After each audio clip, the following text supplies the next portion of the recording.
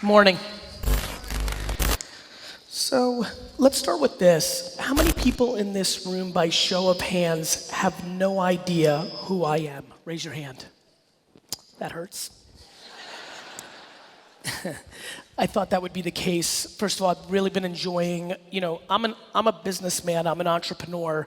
Obviously, I make content, I write books, but I'm extremely proud that for the last 20 years of my life, from literally the day that I left college to this moment right now, I've been operating a business. And so spending the last kind of week or two looking at this industry and the dynamics was interesting to me because I think context really matters. And I think one of the things that affords me the ability to continue to speak at conferences, which I enjoy so much, so thank you for having me, is that I don't have a canned speech. I have things I believe in, but I think context matters. And I was excited digging into this world because, one, as I was digging in, I realized a couple of my friends were in it, so I was able to get under the hood a little bit more. And two, this is a perfect cliche example of an industry, and I know there's multiple parties in the chain in this room, and I'll try to address both or all three, where I have empathy to why the majority of people don't think or fully understand what the impact of a Facebook or an Instagram or a Snapchat mean to them in a business world. And as you can imagine, for me, that's super exciting because that means literally all I have to do is over the course of the next hour articulate in business terms and create the emotion to the action of literally just one or two individuals in this entire conference to actually make an impact. I think what's most fascinating for me is industries. Look, if you sell sneakers to 20-year-olds, I think it makes sense that Instagram or Facebook matter. When you're in a B2B dynamic and trying to win big accounts or trying to become a supplier to a big organization, it becomes less obvious. However, and it's funny, I get to see Mickey Cloud here who runs our Chattanooga office. When I looked at him, I'm thinking back to the greatest successes at VaynerMedia over the last 6 years. And when I think about our biggest financial impact, it has been far more the General Electrics and the SAPs and the B2B businesses than it has been the Budweisers or the Pepsis, because as a lot of you know, when you play B2B, and I'm in the B2B business now, all it takes is one account for it to start getting really interesting. And so, because so many of you don't know who I am, I'm going to give you a little bit of my origin story because it's going to give you a lot of ammo to actually make the leap that I hope that you consider. I was born in Belarus in the former Soviet Union. I came to the US when I was 3. We lived a very humble beginning. As you can imagine, the economy wasn't super great. We didn't speak English. We had $100. I lived with 7 family members in a studio apartment in Queens. So it was super humble. Obviously my parents are very much my heroes. One, because my mom is the greatest parent of all time, and 2, because my dad worked his face off, and even though I slept under the same roof literally every day of my life with my dad in the first 14 years of my life, I literally never saw him because he left at 7 a.m. or 6 a.m. and he came home at 10 p.m. and he worked 7 days a week. How many people here are immigrants or children of immigrants? Raise your hands. Awesome. So this group that just raised their hands, they know that immigrants in America have absolutely figured out one of the core secrets, which is, work your face off and don't buy dumb shit. And so that's kind of what my family did for 7 or 8 years. My dad wasn't making that much money, but a funny thing happens when you buy nothing but food at the lowest possible price. And save. And very quickly, only 6 years after coming to America with $100, my dad was able to buy a small liquor store in New Jersey. We moved to New Jersey. That is where my entrepreneurial career began. When I was 6, I had a 5 lemonade stand franchise. I manipulated my friends into standing behind the lemonade all day. And that is when I became obsessed with attention. And this is really interesting. As you can see up here, I day trade attention, culture, and build businesses. At 6 years old, I would spend my summer days literally walking up and down the streets of New Jersey, sitting down on the curb, watching cars drive by so that I could figure out which tree or post was better for me to put a sign that said lemonade a quarter. That is DNA. That's like somebody singing, that's like somebody throwing a pitch, really, like that is just pure DNA. I didn't read a Seth Godin book or go to Harvard Business School to figure out that attention was the #1 asset. The one thing that combines every person here, from the cameramen back there who are producing, to the industry that is in this room, to me, to Mickey, to anybody else that's sneaked in, the one thing that fundamentally connects all of us is before you tell me how great your product and service is, you need my attention so that I listen. I am obsessed with attention. I am obsessed with this device because it has the attention. I am unemotional if it's ruining the kids and they don't know how to engage, or that you are sad that people go out to dinner and don't talk to each other. Technology does not care about your feelings. And so I, as a human, may have some opinions about parenthood and society and privacy as a human. But as a businessman, I am unemotional and not romantic. All I do is follow where the attention is, and I figure out how to storytell in there to create the action that I desire. Whether that is to sell a pair of sneakers or a book or my agency, or whether that's to raise money for the Crohn's and Colitis Foundation because my brother has it, or get my friend elected mayor. It is completely arbitrary, but there is one religion. Where is the attention of our consumer?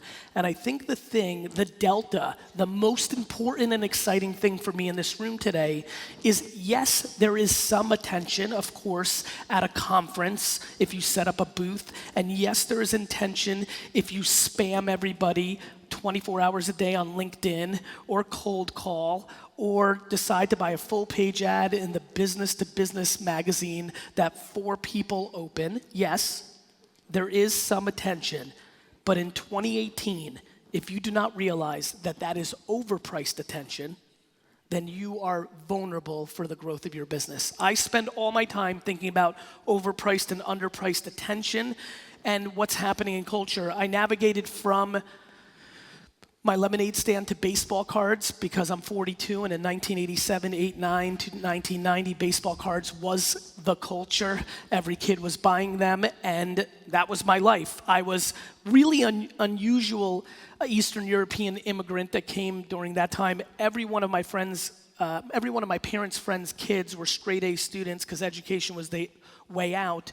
If you go to Instagram literally right now and look at my account, Garyvee, 2 posts ago, I posted my high school report card because nobody believes me, but I was a straight DNF student.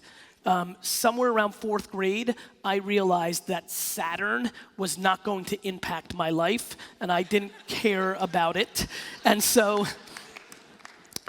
self-awareness is a son of a bitch, you know, and honestly, besides health, for everybody in this room, I wish you self-awareness, because once you understand who you are, you can do a lot of damage.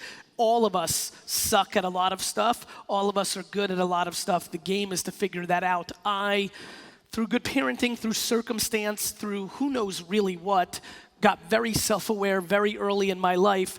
And listen, at 13, it was tough for my friends' parents to say I was a loser because I got D's and F's. It wasn't fun for my teachers to say that I wasn't going to amount to anything. Here was my biggest problem. I was 13 years old. I was making $3,000 a weekend selling baseball cards. I had $47,000 in cash under my bed, and I wasn't selling weed. I thought I was amazing. So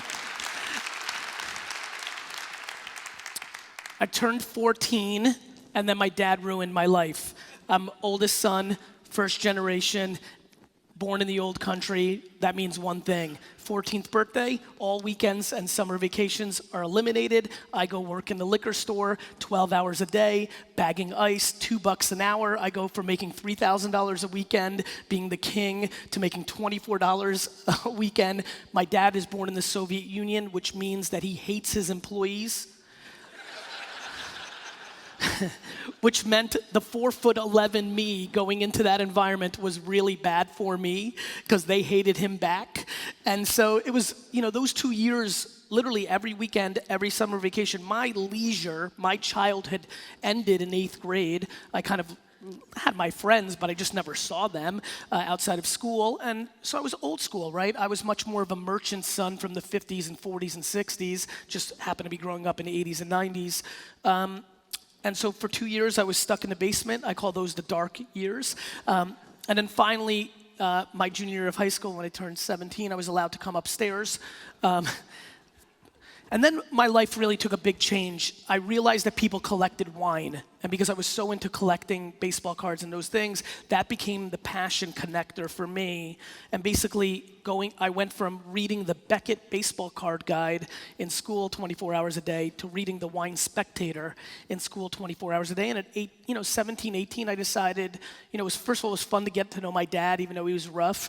It was fun. And two, it was the family business. I decided I was going to go into it, and in 1993, 1994, I thought I would open up, I used to have it in my mind as I'll open up 1,800 of these, I will build the Toys R Us of wine, I will sell the franchise one day, buy the New York Jets, win some Super Bowls, call it a day. So that was basically the plan at 17, and basically the Jets part is still in play. Everything else has evolved. I was a terrible student. I thought I wasn't going to go to college. Another thing some of the kids of immigrants in here know is that your parents don't know stuff. So my mom came to me February of my senior year, literally 90 days before we graduate, and says to me, "So what are you doing about college?" And I laughed and I said, "Mom, what are you talking about? Like, we missed it. Like, I didn't take my SATs. I didn't apply for school. I have to go to work in the business." I knew my mom would be embarrassed if I went to a community college, so I knew that was her kryptonite. So I was super pumped. I thought I figured it all out.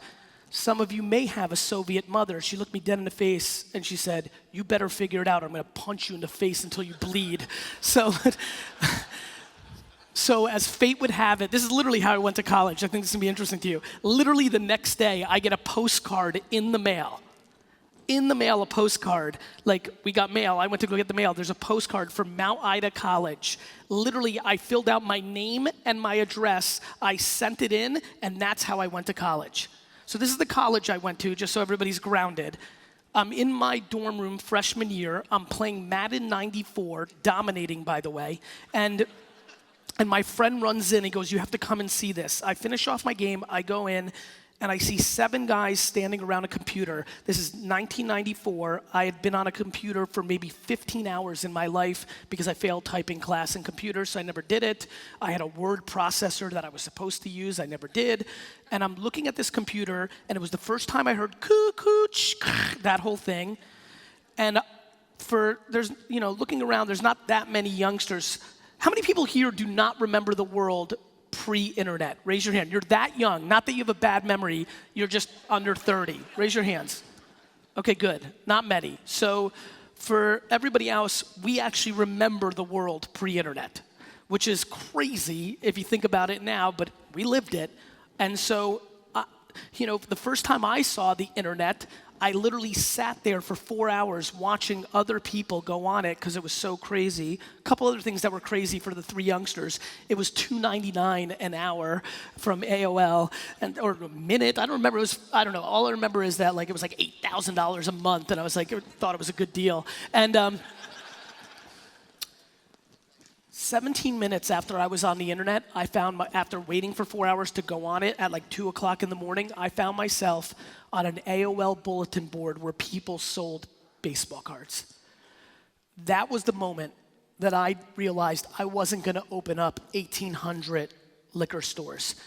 15 months later, I launched one of the first 3 e-commerce wine businesses in America called WineLibrary.com. 18 months later, I took over my dad's business. Here's where it starts to matter for you. Because I believe in following where the attention is, not where you think the attention is or how you became successful in the past, I was able to grow my dad's business that was doing $3 million a year on 10% gross profit, so $300,000 before expenses. My first year marketing budget was $14,000 for the year. In a 5-year window from 1998 to 2003, on that, without raising capital, without getting a credit line, on that financial situation, I built my dad's business from a $3 to a $60 million a year business. I did it because of timing. I did it because email had launched, and I thought it was a good idea to email you wine offers instead of sending you postcards that cost me a lot of money. I did it because Google AdWords had come out, and I thought it was a good idea to buy the word wine for 5 cents a click before anybody knew what it was. My entire career, what allows me to be here today, what allows me to dream and be audacious about owning a professional football team is very simple. I chase underpriced attention. I chase properly priced attention, and I completely punt overpriced attention. Simple. I know that everybody in this room does things for 8 to 10 hours a day, every day of the week, the month, the year, on things that no longer bring as much value as it did 6, 9, 14 years ago that helped you get to this point. I know that there's somebody in this room that if they started a B2B podcast, I know that if somebody in this room who had never thought about producing content or media, if they started a podcast, which they don't even have the beginnings of a thought of how to do that right now, but the good news is you literally go to Google and you type in, how do I start a podcast? I know that if somebody here started a podcast for this industry and put out an episode every week and interviewed a thought leader in this industry, that even though only 700 to 1,500 people would listen to it, because it's obviously very niche in its content, that it would be the differentiator of growing their business, that it would lead to lead gen, that there are people that they're trying to chase to get the account that in turn a year later would be chasing them to be a guest on the show, which then would inevitably lead to them getting the business. My friends, please understand over the next period of time as I talk to you about some of these nuances that I am not a technologist, that had I not been in business, that I wouldn't want to have necessarily an Instagram or Snapchat or LinkedIn account. It doesn't come natural to me. It's not necessarily what I want. What I want is to sell stuff. What I want is to run a successful business. What I want is to win. And to me, if you sit in this room and you do not realize how extreme the internet technology revolution actually is, you become vulnerable. If you do not understand that bookstores just happen to be first, that limo services just happen to be next, if you do not understand that everybody in this room is vulnerable to technology advances, and that you either jump on a surfboard and ride this wave, or you face the idea of looking at this wave coming at you and dealing with the ramifications. To me, this is not about necessarily, even when I paint that analogy, the idea that you're gonna go out of business. To me, my biggest fear is people, actually, how many people grew in the last year? Your business has grown in 2017 compared to 2016. Raise your hands. Raise them high. Be proud. It's awesome. Let's actually clap it up for this room. That's awesome. One more time for me, because I want context. Raise it high. How many people grew from 16 to 17? So I'll be honest with you. That's my biggest concern. When I see a room of 70 or 80% of the room growing, that's usually the biggest challenge for my passions and ambition. Winning in the micro is usually a tell to complacency to change or invest or break the patterns that have gotten you there. I get it. It doesn't feel natural when it's working to take a 360 or make a hard turn. But that's exactly the passion I come here today with, which is the following. I believe that everybody in this room is in the media business. I genuinely believe that everybody here needs to become the B2B magazine of their industry. That everybody here needs to put out content on Facebook and LinkedIn especially on a daily basis. I also believe that 99% of you don't agree with me, and I genuinely believe that. I understand that. I see it every day. I get it. But to me, the B2B sector with service providers is exactly the place where the opportunity lies. Let me explain. My career is growing rapidly on one very basic thesis. I give away all my content for free. Everything that I know, everything that's working for me, I put out on YouTube and Facebook and LinkedIn and my email every day for free. There is no mastermind. There's no island that I want you to come to and pay me $50,000. There's no $900 ebook. There's no funnel. There's nothing. There's my content. It comes out. Once every 2 years, I put out a book. It's like $13 on Amazon, and we call it a day. There's a couple things that most people don't understand about this thesis. Number one, 99% of people don't do anything with the information.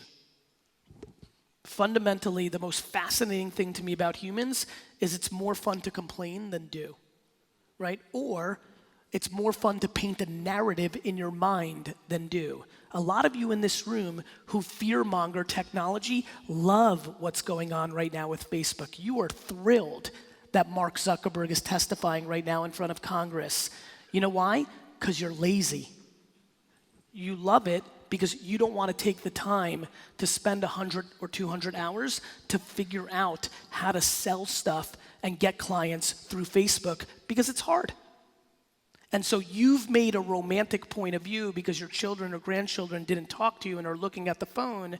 You've started this subtle path to fear-mongering technology. And I think that's awesome because for me on the other side, I want you to continue to hate it. Because Facebook is simple, it's a marketplace. If you're trying to reach the decision maker at a retail organization, that guy or gal is also the same person that I want to reach to sell a bottle of wine or a book to. And that space in his and her Facebook feed is only one space. So that is supply and demand. I used to buy that space 4 years ago for $1 for every 1,000 impressions. Now it's $7.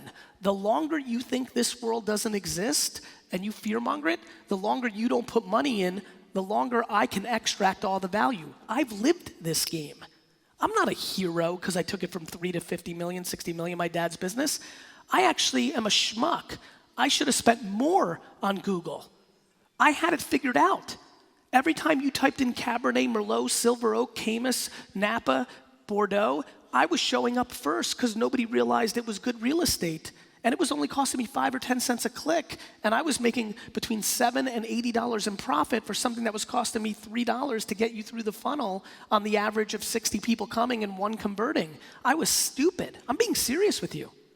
I stand here and have passion about LinkedIn and Facebook marketing in a B2B environment today out of regret for what I did from 2002 to 2005 because I should have spent more. It was basic math, but I just didn't understand because I was young in my career and I don't even know how to explain it to you.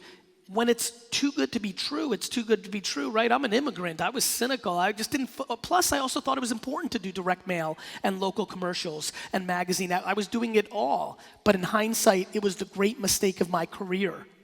The great mistake of my career was not spending more money on Google. And I promise you, the great mistake of your accelerated growth for the 80% that just raised their hand is not taking advertising on LinkedIn and Facebook seriously because you don't think your person is on it. I've heard guys, I've been doing this for 10 years. I know what your excuse is going to be. I can't wait to the Q&A. I'm going to stand here and but Gary, my target person is a 63-year-old man. He's not on it. Bullshit. Of course he's on it. Who do you think is spreading all the Democratic and Republican propaganda on Facebook? Literally, this is my life, guys. I go to meetings every day with the biggest CEOs of the world, you know, the Pepsis and the Chases, big companies, CMOs, CEOs, and literally they scold me for the first 30 minutes that Facebook is ruining our democracy because, you know, they know I've been an advocate of this for a decade. Literally, this has now happened 3 times in the last 100 days. I go to have breakfast. It's a 1-hour breakfast. We're there to talk business, but for the first 20 to 40 minutes, it gets completely sidetracked because that individual wants to scold me. Gary, you don't understand. Facebook and Twitter is tearing down the American democracy. And then we spend the last 20 minutes and they explain to me that Facebook is not effective in selling lipstick. And I sit there and I say, do you just realize that you just told me this platform is powerful enough to tear down the most powerful institution in society, but then literally on the other side of your mouth, you told me that it doesn't sell your product and that TV is better. Watch this. Let's all agree. This audience is not filled with 13-year-old teenage girls, right? We're old, right? We're old, right? Watch this. by show of hands, how many people here now mainly watch Netflix or Amazon Prime or what is called an OTT, HBO on the go, mainly those platforms? Raise your hands. Actually, please stand up. Please, I mean it. I apologize, I know you're lazy, but stand up. I want people to see this. I want people, if you may, do not sit down yet, and honestly, if you mainly watch Netflix or Amazon Prime or Hulu or YouTube, guys, I just need everybody to look around. I have clients that are spending $80 billion, Babin, get up here. Get up here, I wanna make sure this is my vlog, you'll be on YouTube shortly. So vlog, real quick. These are old people, right? I mean, this is 30s and 40s and 50s and 60s and 70s. Look around, literally, Jesus, 87% of this audience doesn't even have the chance to consume a commercial. And the 13% that are sitting that watch network, when a commercial goes on, they grab this. $80 billion spent on commercials in America, and nobody, and I mean nobody, is watching. Cool, thank you. Thank you. It is true, and what's scary about that, and here's my thing, it is true. And you know what else is true? The tens of billions of dollars that are spent on banner ads and digital, nobody's clicking and looking at either. This is not an argument about new or old. This is an argument about common sense. And common sense and data are very obvious on this. Everybody here can sell a lot more stuff if they take the 100 hours to learn how to do written words, pictures, and videos on Facebook and LinkedIn, and it will fundamentally change your business because the other 99% of people in here aren't gonna do it. That's it. Literally, if I wasn't contractually obligated, I would leave right now. Like literally, that's the punchline, my friends. My career, picking it back up on the recall, so cool, I'm building the business, and then YouTube comes out. YouTube is like 100 days old, I see it, I go, geez, I think this is gonna be big, and in February of 2006, before YouTube was even 1 year old, I started a wine show on YouTube. It was called Wine Library TV. I sat in front of a camera, I had 4 bottles of wine, and I drank them for 20 minutes. It was the best gig I ever had. But something very interesting happened. In episode 1, and you can go and see it on YouTube now, episode 1 of Wine Library TV, when I started Wine Library TV, when I asked one of my stock guys to run out to Best Buy to buy a camera to do the episode, I thought I was on the verge of starting QVC. My intent was the camera would be on, and I would take some wines we had in the store, and I would sell them. I'm a salesman, I'm in business, right? The light goes on, and literally, and it's funny, I looked at this the other day, I can see it in I know, you know yourself, I can see where I realize, oh crap, this is gonna be on the internet forever, and if I actually don't love this wine, it's probably a bad idea for me to say it's good. And I remember thinking, you know how your brain can think while you're doing something else? Literally as I'm doing the episode, I'm thinking about this scenario where somebody comes up to me in a function like this and hands me a glass of wine and says, what do you think? And I'm like, oh, it's crap. And they go, aha, you know, you said it was awesome. Like, and then Dateline showed up and like, why'd you say that? I was like, So right there in episode 1, I started kind of actually giving my opinions. Luckily, the first episode was this really $200 wine, and they were great.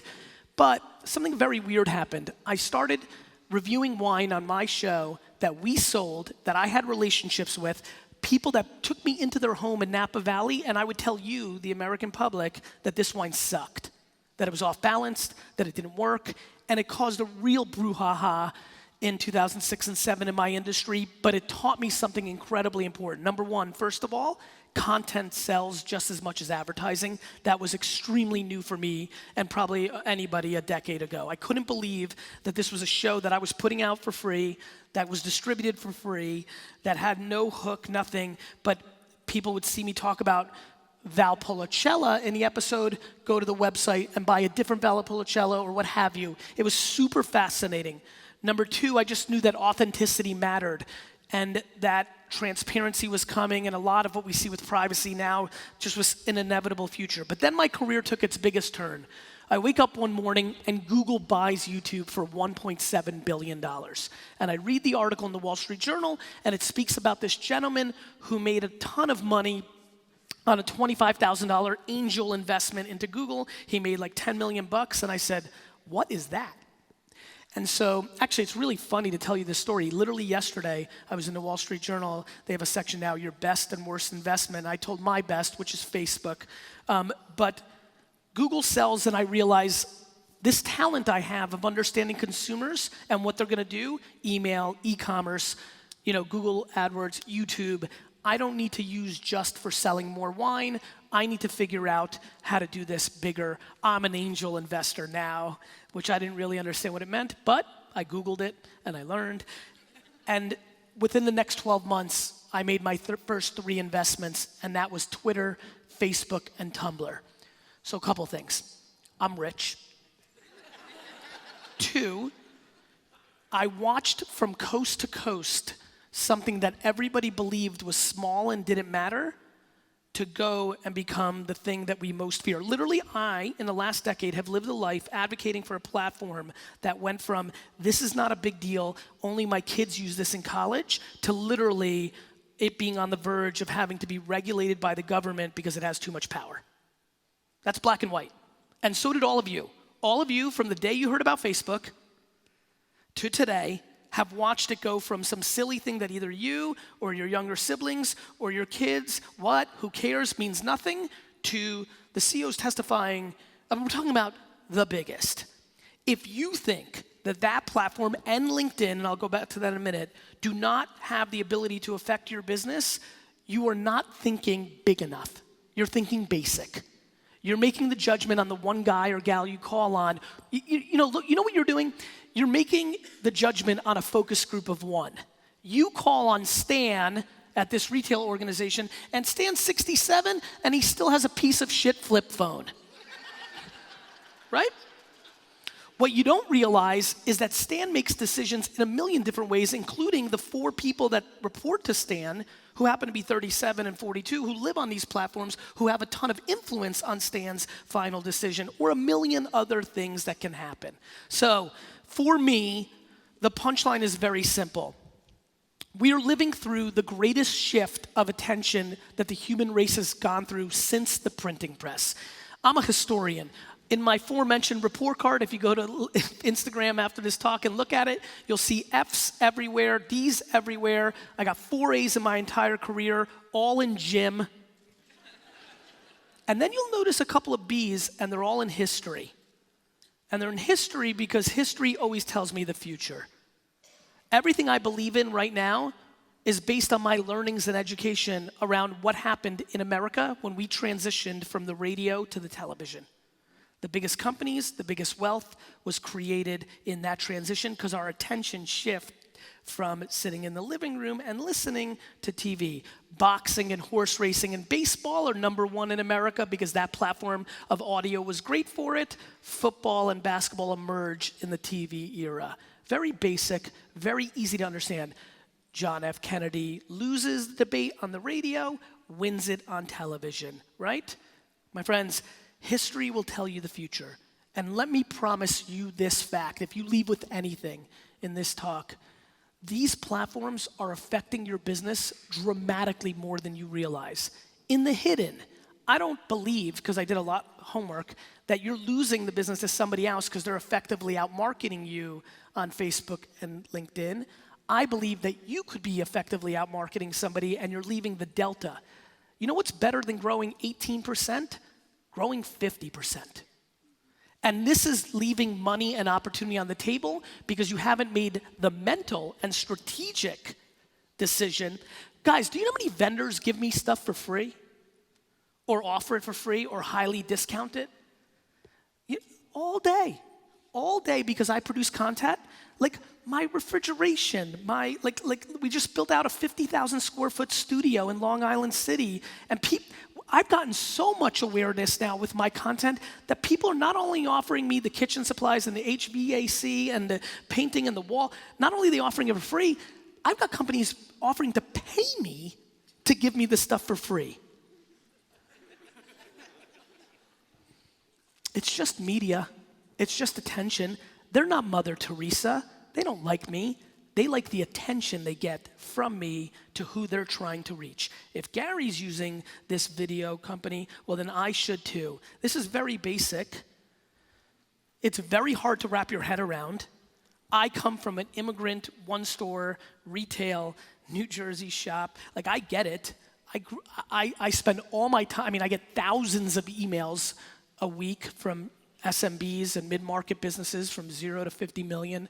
I understand a lot of what I'm talking about is tough to make the connection point on, but I am convinced that nobody here is confused that we are now living in this culture. Literally the only thing that's stopping you is typing in words into YouTube and Google to do the homework on how. I know that people here can make, let's talk about being media versus being a salesperson. I know people here can talk about their product and service as a whole, not specifically their product. How many people here have been in business for 20 years or more in what they do? Raise your hands, raise them. The utter expertise that is sitting in your head of pattern recognition and things to look out for. Do you understand that if you made, how many people here are a vendor trying to get to somebody here and sell their product to? Raise your hands, just curious. Raise them high, please. Amazing. Do you understand that for the majority of this room, that if you made what is called a slide share, it's a deck, it's owned by LinkedIn, and this is just down to education of understanding what's happening in our world, that if you made a slide of the value of what your thing is, like, I don't know every nook and cranny, but let me give you an example. If you're a window supplier, let's just go there, that comes natural to me. If you're a window supplier, if you made a slide that said the value for retail operations to transition or replace their windows every 7 years, if you titled it that, the disproportionate, now I'm doing a little copywriter, the disproportionate ROI of switching out your window fixtures every 7 years at retail.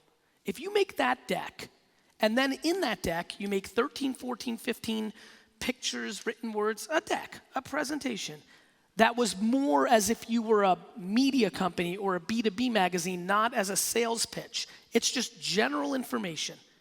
There is no your phone number at the end, and if you buy now, nothing, no right hook, just jabs, just content.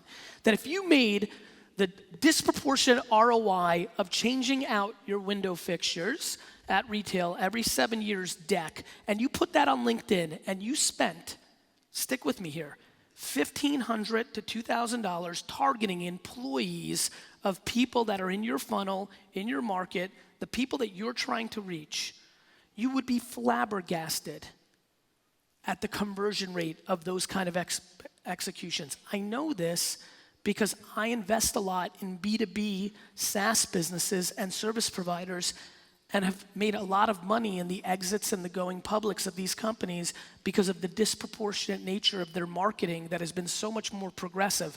But if you think I think that that's what's happening back home on a normal day, that people are sitting around and saying, hey, let's start a podcast, or hey, let's make a deck on SlideShare and run ads on LinkedIn. I'm aware that we're in a sales-driven, relationship, shake-your-hand-driven business. I get it. That's exactly why what I'm talking about matters. It's where the delta sits. When everybody's doing the same thing, there's only so much value in that execution. When you're next to your competitor at the booth, when you're at this event, when you're doing the golf outing, when you're buying the ad in the B2B magazine, when you're selling direct mail, when you have a sales team, it's all the same stuff. Becomes disproportionately commoditized over time. And as you know, it becomes a race to the bottom on the dollars. So I think it's an incredible time to become a practitioner.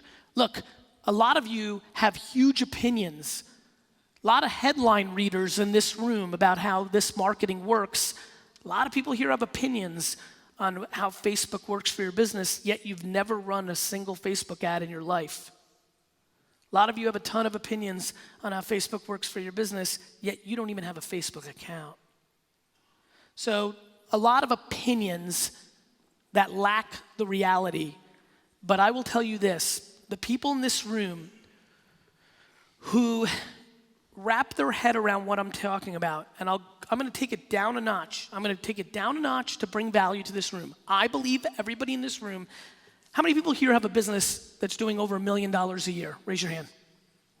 That every person that just raised their hands should hire somebody for $40,000 to $50,000 a year to produce content and distribute it on LinkedIn and Facebook for their business for 1 year, just to see what it feels like. Here's the scary part when I hear that. If you hire blindly, like you know what you're gonna do. Oh yeah, maybe I should hire my niece. She's 23. If you do the cliche thing of hiring a young person who uses social media to hook up, not to sell crap, and you know nothing about it, you won't know how to judge it, thus you become vulnerable. So before you hire the person for $40,000 to $60,000 a year to do this and try it for 1 year, because if your business is doing over $1 million a year and it's 2018 and you live in our society, you're smart enough to realize that risk is worth it, because even if you sell nothing, it's good to check the box and know it doesn't work. It's an ROI positive event if it doesn't work. It keeps you from debating if there's any truth in my conversation. You yourself, as the manager, C-suite, or owner, have to become educated in this. And let me say another thing. This is just life. You have the benefit of being in business and being an event like this. Please, for your own self, I just have something that you need to wrap your head around. This technology thing, it's not going back. Like, you do understand everything, like, you do understand that this computer in my pocket that I'm holding up right now is more powerful than the computer that Ronald Reagan had to run the free world. You do understand that. You also do understand that this computer that's more powerful than what Ronald Reagan had to run the free world is gonna look like a pager in a decade. How many people here are retiring in the next 10 years? And I don't mean you're gonna crush it and then, you know, buy an island. I mean, you're just really old and you need to retire. How many people, by show of hands, retiring in the next 10 years? All right, let's first clap it up because that's the most hands I've ever seen. This is the oldest event ever.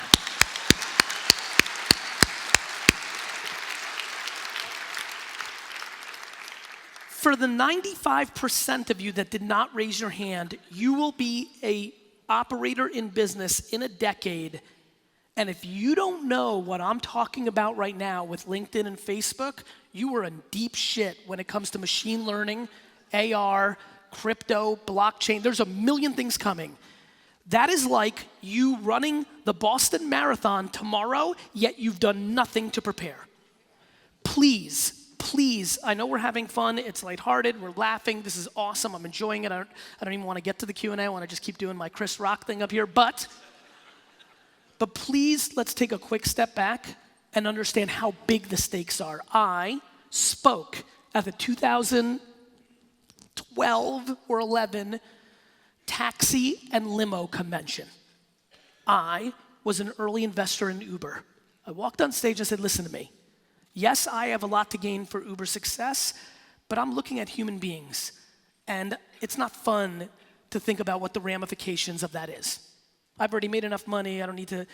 I called my dad's friends in LA who owned black car services. Anybody ever live in LA or live in LA? A couple people. So you may know in the late 70s when my family and friends immigrated to the US, we went to New York and LA, and all the Russian guys originally rode cabs, and then they eventually owned all the black car services. I called when Uber started gaining traction in San Francisco. I called, AKA, when they came and visited, I had talked to my dad's friend Madik and Nikolai and Vladimir and all these freaking cliche Russian names. And I said to them, listen to me, this is a problem.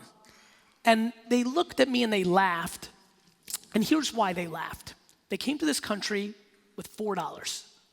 And over the course of 30 years, they pulled themselves up from nothing to owning these multi-million-dollar businesses.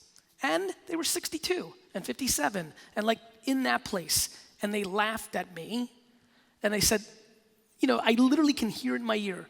Okay, heavy Russian accent, but English, which was interesting because they don't think I can speak Russian well enough, which is very disrespectful. Nonetheless, they go, okay, one more time. You're saying that they're gonna take the phone, hit a button, and the limo's gonna, and they literally laughed at me and drank 8 more liters of vodka.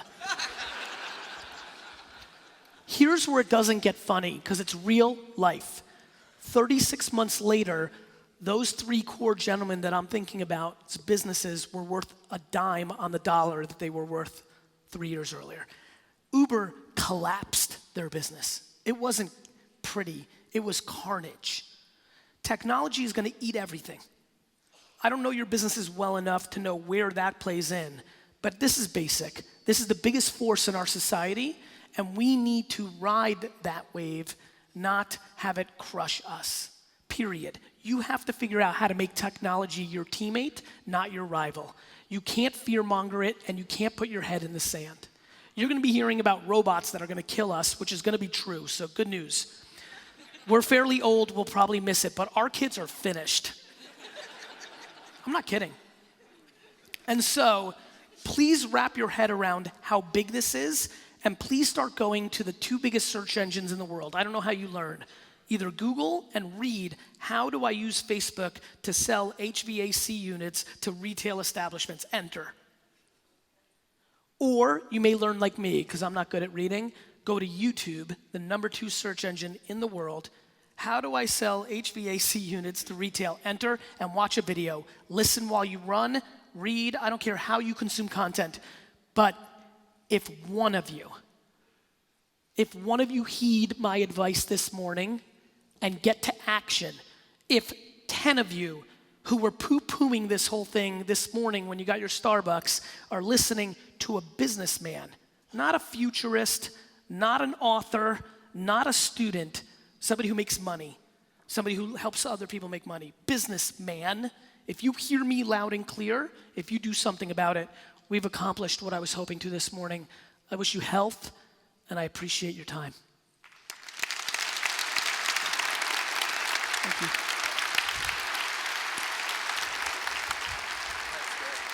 Awesome stuff.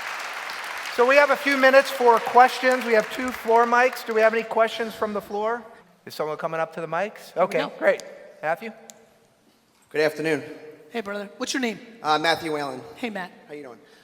What's your feelings on releasing duplication of content at the same time on multiple platforms, or kind of spacing it out and kind of moving in different directions, I'm not worried about the spacing out because somebody might be on LinkedIn, somebody might be on Instagram, somebody might be on YouTube. I'm worried about the context. Okay. The same picture to the same person acts differently on Pinterest, Instagram, Facebook, Twitter, because your psychology is different. The average 47-year-old female in this room, when she's on Pinterest, she's in an aspiration to buying, window shopping. When she's on Facebook, she's keeping up with her world. She's in a different mindset. So your content has to have different words or different angles to it. People distribute across all of them for efficiency because they think of it as direct mail and things of that nature, but they're underestimating the psychology of the person when they're consuming it. So you'll see on my Twitter, Facebook, and Instagram, similar stuff, but you'll notice that the copy that associates with it is very different, and that's what I have to do with it, including when you're writing something about, hey, I put out a lot of stuff of I just don't understand why people hate their job, meaning we just spend way too much time at work, and I know you have to put a roof over your head, but my big thing is sell your house or live more humbly and get a job that pays less, because being miserable 63% of your time is a bad strategy, period. When I put out that content on Sunday night and Monday morning and Friday afternoon, it does 30,000 times better, because that's when you're in that mindset. And so, a big one for B2B, I love pounding the day after Labor Day. Literally the Tuesday to Friday after Labor Day is some of the places where I make the most money, because business people feel the tension of being checked out in August, and they feel like they have to move quickly and make some decisions. Psychology matters, my friend. Okay, awesome, thank you. Awesome, thanks, Matthew. Hi, Troy Hey. Batchelor. Troy? Troy, right. How do you see the transition of voice in this space, like Alexa and Google Home and all that, playing into the content marketing? So it's no question the place that I'm most bullish. I've stopped investing for the last 3 years because after making a lot of money in investing, as you guys know, everybody now has a startup. And just like, I was tired of meeting every person who's got I'm the Uber of donuts. What the fuck does that mean? So, but I'm gonna get back into investing again because all the apps that are gonna be built on top of Alexa are the next Spotify, Instagram, Waze. I think it's gonna change our lives. I think you're gonna be stunned how quickly you're gonna have an Alexa or Google Home or Apple Pod in your bedroom, in your bathroom. You guys have to understand, the reason there are 60-year-old men in here texting, right, is because it's faster. No matter how much we hate technology or fear it, speed is something we are addicted to. Do you know why you don't care about privacy? Because you're willing to give it up for speed. It's a tough thing for humans to grapple with, but it's how we act. It's faster for me to say, Alexa, what's my Tuesday look like? Or order bananas, or help me get that vendor. I mean, I think it's a huge, huge deal, but it's extremely early. I think of it as like when we were first discovering land, right? You come over, there's the people that see the berry bush and, they don't know if it's poison or enough, and, the guy goes, eat it, and they're like, oh shit, and they die, And the next one's like, oh, delicious, raspberries. That's what's gonna happen on Alexa over the next 3 to 4 years. There's a lot of people that are gonna spend time and money and lose, but then there's gonna be people that buy all of Manhattan for $1. But the content you see transitioning over into voice as well. I think humans have consumed content in written word, pictures, videos, and audio forever, and that will continue to change, and there's ebbs and flows. To me, before anybody here thinks about what their Alexa strategy is, I would say, much like I elevated and went from selling wine to becoming America's wine guy, can you go from selling whatever the hell you sell to being the B2B leader of thinking around that genre? I think everybody here needs a weekly or monthly podcast. You have to understand, B2B is the best. Your stinking podcast can have 88 listeners, but that can have a $5 million impact. So I think I'm obsessed with voice. I would argue everybody here should be thinking about producing a podcast first. There's an app. I'm not an investor, but I push it a lot so people think that's why I'm hedging. It's called Anchor.fm. Anchor.fm. Literally, you can record your podcast on your phone, hit one button, and it distributes it. It does everything for you. You should look into it if you're debating this. Great, thank you. You got it. Sir. Okay. Hi. So Right here. I'm sorry. Go ahead. Good morning. I'm Evan Piper from the Piper Companies, and I want to just take a little bit of a different twist. One thing that happened this morning that really kind of blew me away is I've been in my own business for a long, long time. After that, I've kind of had a little bit of a path like yours where I became a speaker and trainer as well. Understood. The first question you asked is, does anybody here know me? And I was blown away by how many people didn't have any idea of who you were. Right. In my world, the way that I stay on the top of things in speaking and training is by following people like you. I'm going to see you and Tony in Fort Lauderdale next month. And so I stay on top of all that. And to me, I see such a great importance in personal and professional development.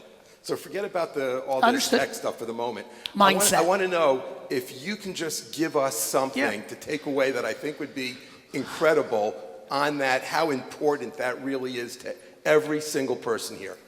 I appreciate it. My big thing is that's a funny area for me, right? I think personal development and motivation can get really blurry and huckstery. At the same token, I genuinely believe that optimism and offense is the only option, right? So for me, I think the one thing that I would say to everybody is I don't understand the ROI of fear, dwelling, or complaining, right? I can't figure it out. The only people listening to your problems are other losers.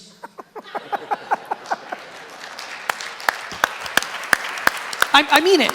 Right now, if you think you're complaining or it comes natural to you, just think for 40 seconds who the person that you talk to the most about it. It's your miserable mom. It's your sister. It's always that. So I highly recommend, I'm a big believer in the auditing your circle and really thinking about who you're spending time with, I just want to remind everybody, you find what you're looking for. My friends, it's very easy right now to find negativity. The problem is it's equally easy to find positivity, right? Mainstream media is making a lot of money selling fear and negativity. Let me just, and I see time is up, and you can email me at Gary@VaynerMedia or DM me on Instagram for the 4 of you. Let me just say one thing that I'm completely fascinated by. And this is not political, this is just life. I can't stop thinking about how easy it is for somebody that wants to inflict harm to get into a car and drive into people. It's the easiest move of all time. There is no stopping anybody ever for getting into a car and driving into a crowded area. It is unstoppable. I just want everybody to actually understand that. I then think, why the hell does that not happen in every major city every single day? I'm a data guy, even though I'm not. And I'm an actions guy. And so I just think, listen, the math is on our side. This is the greatest era of all time. For everything that you're complaining about, right? Taxes, race, Me Too, all sorts of stuff that we need to address. And I'm happy that we're addressing it, and we're only addressing it because of the internet. I hope everybody understands that. The only reason Me Too and all the good stuff that's happening in our society is happening is because 3 old white guys don't control the media anymore. I just want everybody to wrap their head around that. Number 2, the data's on our side. You know what's worse than like unemployment or this and that? The Black Plague. The Black Plague is worse, right? Like our grandparents and our do you understand the things we complain about? Like my Uber just missed me and is going around the block again. Or, oh, you son of a bitch, I ordered almond milk, not soy milk at Starbucks. Like, I don't know about you guys, but I live life listening. I travel a lot. I listen. Like, the stuff we complain about or we think is bad would literally make our great-great-grandfather slice our throats. It is time that we put what's happening right now in perspective. This is the greatest era to ever be alive because of modern medicine and the macro of where we live. And my thought on this is, if you listened to everything I talked about for the last hour, if you think that's bad, you are on defense in your life. And if you think it's phenomenal, you're on offense. And you need to make a decision because you're either on offense or defense. Do not trick yourself into thinking you're in the middle. Awesome. Awesome. So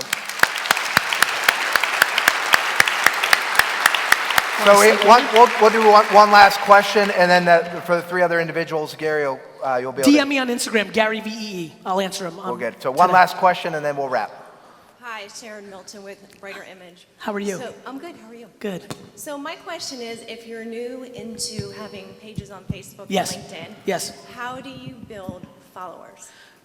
Content, hashtags, collaborations, and the best part of all, spending money on ads. It's so funny. People put organic growth on a pedestal. Why? If the advertising's underpriced, why not take advantage of it? So I'll go through it slowly one more time because I want people to win. Every time you post something, at this point, I think everybody knows what a hashtag is. If you add hashtags, that's a discoverability on these platforms, right? Instagram and Twitter use it more. LinkedIn and Facebook use it less, but they still work, right? Collaborations. Inviting, the reason, how many people here listen to podcasts? Great, so if you notice, look very careful. A lot of the biggest podcasts have guests. Why? Because they use the guest's star power to build audience. The thing I'm probably most proud of is I don't have guests.